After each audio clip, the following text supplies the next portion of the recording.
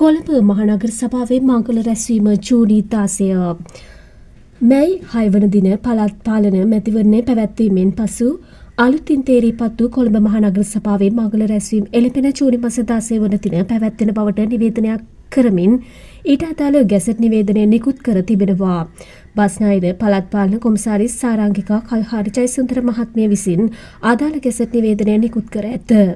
ඒ අනුව ජූනි 16 වන දින උදෑසන 9:30ට කොළඹ මහනගර සභාවේ මංගල රැස්වීම ආරම්භ වීමට නියමිතය. නගර සභාවේ පැවැත්වීමට නියමිත රැස්වීමේදී නව නගරාධිපති සහ නියෝජ්‍ය නගරාධිපති තෝරාපත් කර ගැනීම පළමු කාර්ය ලෙස සිදු කරනු ඇත. පළාත් පාලන මැතිවරණය පැවැත්වීමෙන් පසු කිසිදු පක්ෂයකට පූර්ණ බහුතරයක් නොලැබුණු අතර ජාතික ජන බලවේගය සහ සමග ජන බලවේගය යන පක්ෂ දෙකම නිවේදනය කර ඇත්තේ නගරාධිපතිවරයෙකු තෝරාපත් කර ගැනීම සඳහා අනෙකුත් දේශපාලන කණ්ඩායම්වල සහාය ලබාගෙන ඇති බවය. මේ අතර බස්නාහිර පළාත් පාලන දෙපාර්තමේන්තුවේ කොමසාරිස්වරයා විසින් නිකුත් කරන ලද ගැසට් පත්‍රයට අනුව පළාත් පාලන ආයතන 20ක මංගල රැස්වීමද ජූනි මාසයේදී ආරම්භ වීමට නියමිතය. මෙවැනි උණුසුම් පුවත් ලදසනින් දැන ගැනීම සඳහා අපගේ YouTube channel එක subscribe කර බෙල් අයිකනය ක්‍රියාත්මක කරන්න.